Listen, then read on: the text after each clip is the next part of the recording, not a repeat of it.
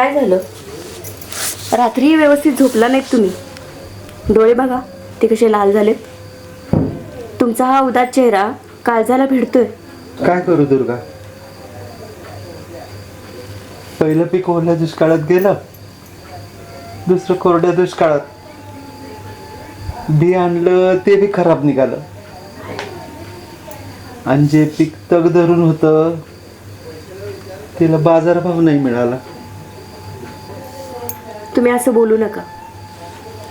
लग्नानंतर आपलं ठरलं होतं आपण कसंही जगू, पण एकमेकांच्या सोबतच राहू. पण माझ्यामुळे आपल्या सगळ्यांनाच त्रास होतोय ग. मी तुमच्या स्वप्नांचा गळा दाबला. असं नका बोलू. तुम्ही हार मानलेली नाहीये. तुम्ही धीर नका सोडू. तुमचा हात माझ्या हातात आहे ना, मग मला कशाचीही कमी नाही. माझी सर्वात मोठी संपत्ती तुम्हीच आहात. माझ्या बायका पोरांना मी आनंदी क्षण नाही देऊ शकलो दुर्गा. तुम्ही आहात हाच मोठा आनंदी क्षण आहे माझ्या जीवनातला. एक मिनिट.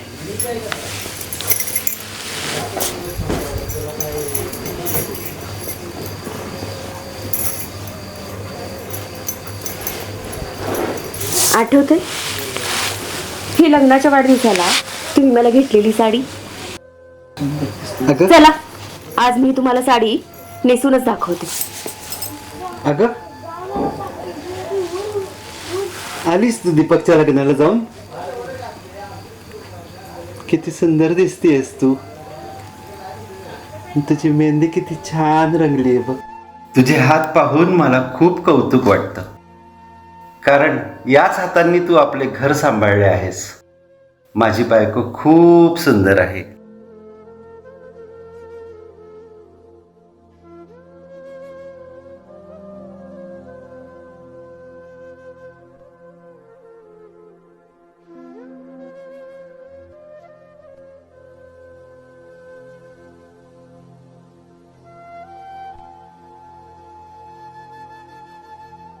शेताची कामं करत की आपण तुम्ही म्हणता तसं होईल. ते काम होतं गावात तो तसं तुम्हाला भेटून जावं असं म्हटलं, म्हणून आलो भेटायला तुम्हाला. बघा बघा कसा बळीराजा आलाय. माझं कर्ज फेडायची ऐपत नाही आणि डोक्यावर टोपी घालून मिरतो इकडे तिकडे. अरे असं किती दिवस फेडणार आहेस? अरे गेल्या वर्षीचे पण पैसे टाकले नाहीत आणि या वर्षीचे पण. आता तुला बघितल्यानंतर माझं डोकं फिरतंय. तुझ्यासारख्या बिकारड्यामुळं माझं डोकं उठलंय. आता तुझी जागा माझ्या पायाची आहे. मी तुला भीक दिलेलं नाही, कर्ज दिलंय ते पण व्याजाने. नाहीतर तुझ्या घरावर चपटी येईल. मग करा सावकार. पण तुम्हाला नीट ठाऊक आहे की माझं पहिलं पीक कोरड्या दुष्काळात गेलं आणि दुसरं ओल्या दुष्काळात. मी बी आणलं ते बी खराब लागलं सावकार. मी खूप प्रयत्न केले तुमचे पैसे परत करायचे सावकार, पण अरे मला पीक आणि दुष्काळाचं सांगू नको. मला फक्त पैशाची भाषा कळते. ऐक देवदत्त, येत्या 2 दिवसात मला पैसे हवेत. आणि तू जर माझे पैसे दिले नाहीस तर तुझ्या घरावर चपटी आली. तुझी ती लाडाच्या बायकोचे दागिने माझे होतील आणि तुझी लाडाची बायको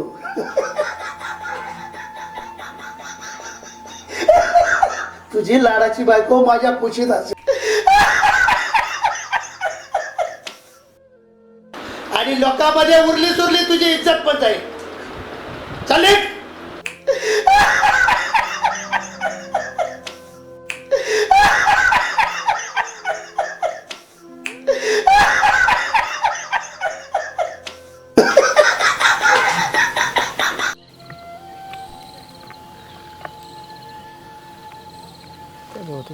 दिवाळी आल्या, भरणी बिरणीचं काहीतरी बघायला पाहिजे, पायपावर घ्यायला पाहिजे. अरे तो बघ देवदत्त चाललाय, त्याच्या डोक्यावर आता कर्जाचं डोंगर आहे. त्याला आत्महत्येशिवाय पर्याय नाही. पण त्यांच्या बायका पोरांचं काय? होय होय.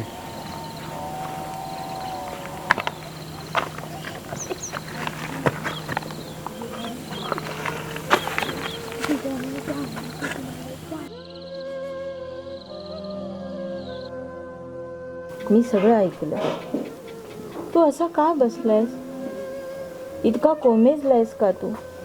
इकडे बघ बाळा, घरातही काही नाही, बाहेरही काही नाही, पण तू आहेस ना. तू असलास ना की सगळं काही आहे रे बाळा. मी काय करू आई? माझ्या हातात आता काहीच उरलं नाहीये. डोक्यावर कर्जाचं डोंगर आणि सावकाराचं ते कुचित बोलणं. मी माझ्या दुर्गेचं संरक्षण करू शकेल का ग? असं बोलू नकोस रे बाळा, असं बोलू नकोस. माझ्या काळजाचा तुकडा आहेस तू, माझ्या नातवंडांचा बाप आहेस रे. आठवतंय ना तुला, आपल्या शेजारच्या त्या आनंदानं आत्महत्या केली होती. त्याची बायको मुलं रस्त्यावर आलीत रे. त्यांना कोणी वाली नाही, त्यांची दुर्दशा बघवत नाही रे देवदत्ता. आणि विचार कर बरं, तसं जर माझ्या सुनेचं, माझ्या नातवंडांचं जर अवस्था झाली तर मी म्हातारी जिवंत राहीन का रे?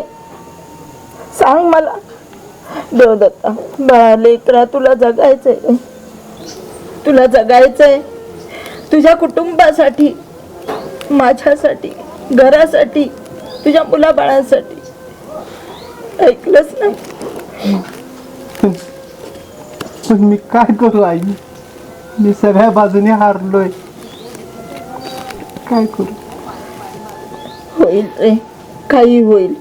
आपण हे कर्ज फेडूया, तू नव्यानं उभा राहा. आपण काहीही करू, आपण कर्ज फेडूया.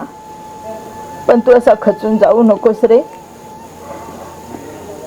आज ना उद्या सूर्य आपला उगवेलच, लक्षात ठेव बाळा.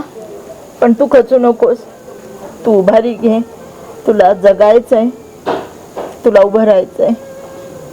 तुझ्यावर फार मोठी जबाबदारी आहे बाळा, तुझ्या कुटुंबाची, आपल्या घराची. तू खचून जाऊ नको.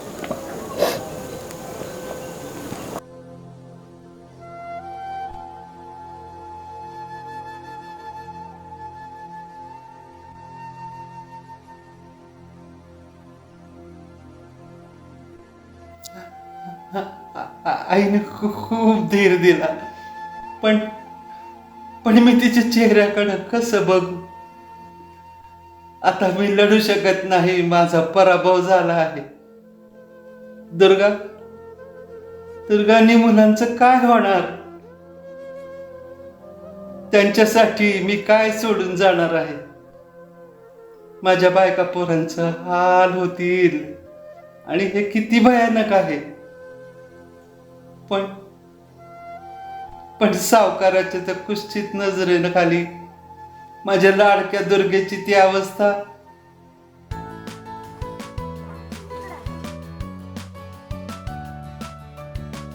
आई सापडली बाबा कोठे आहे? आई सापडली बाबा कोठे आहे? आई सापडली बाबा कोठे आहे? आई सापडली बाबा कोठे आहे? आई सापडली बाबा कोठे आहे? आई सापडली. हे बघण्यापेक्षा मी मेलेलंच बरं. हाच एक उपाय आहे. तिच्या डोळ्यातल्या वेदना माझ्याकडून पाहिल्या जाणार नाहीत.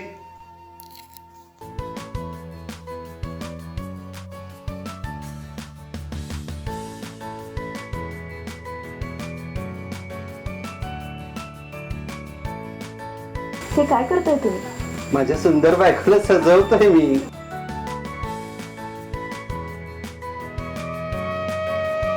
नाही नाही, मी हे करू शकत नाही. मी माझ्या मुलांना व दुर्गाला एकटं सोडू शकत नाही. आईचा विश्वास मी तोडू शकत नाही.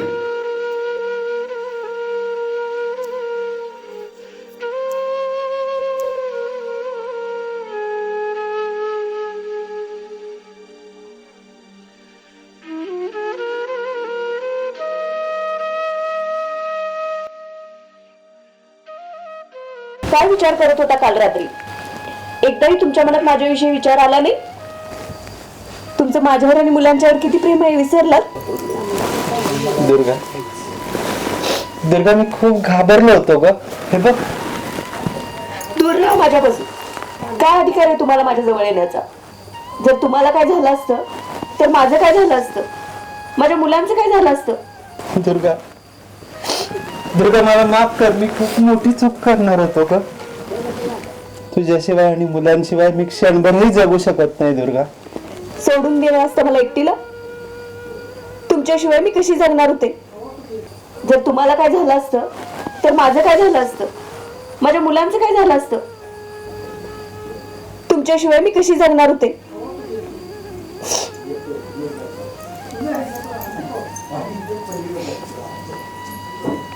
देवदत्ता, तिला समजून घे रे. तिच्या मनात किती भीती आहे तुला कल्पना नाही. अरे बघ, तिच्या डोळ्यातून तुझ्याविषयीचं प्रेम वाटतंय रे. बघ जरा.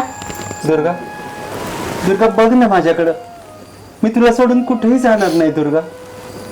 आणि मुलांशिवाय मी क्षणभर सुद्धा जगू शकत नाही ग. खरंच मला सोडून तुम्ही कधीच जाणार नाही? द्या वचन. मी तुला वचन देतो दुर्गा, मी तुला कधीच सोडून जाणार नाही. चला, शांत व्हा दोघेही.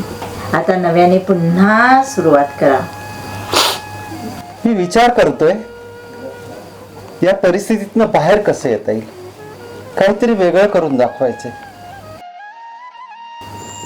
पुन्हा उभं राहू. शेतामध्ये आपल्याला काहीतरी बदल करून, पिकामध्ये बदल करून नव्याने उभं राहता येईल. आपण असं करूया का? आपण एका शेतामध्ये अर्ध पीक वेगळं घेऊ आणि अर्ध पीक वेगळं घेऊ. म्हणजे एका पिकाला जर भाव नाही मिळाला तर दुसऱ्या पिकाला मिळेल. आणि त्याच्याबरोबरच एखादा जोडधंदा करू. म्हणजे आपलं घरदारी चालेल, खरंय, संसारी चालेल आणि पैसाही हातात खेळ. खरंय. खूप खूप हुशार आहेस तू ग दुर्गा. मला विश्वास आहे तुमच्यावर. तुम्हीच आम्हाला या संकटातून बाहेर काढा. अजून किती देवदत्त आत्महत्येच्या दारात उभे राहतील? कर्जापायी, दुष्काळामुळे, खराब बी बियाणांमुळे मरणाला कवटाळण्याचा विचार त्यांच्या मनात येईल. पण जर त्याला त्याच्या कुटुंबाची आठवण झाली, त्याच्या जबाबदारीची जाणीव झाली, तर तो नक्कीच थांबेल. त्याला जगण्याची नवीन उमेद मिळेल. गरज आहे त्याला आधार देण्याची, त्याला धीर देण्याची. ही केवळ एका शेतकऱ्याची कहाणी नाही, ही आपल्या सगळ्यांची जबाबदारी आहे. आज जरी संकट आले असले तरी उद्या नक्कीच उगवेल. गरज आहे फक्त लढण्याची आणि एकमेकांना साथ देण्याची. बळीराजा जगाचा पोशिंदा आहे. बळीराजा जगला तरच जग जगेल.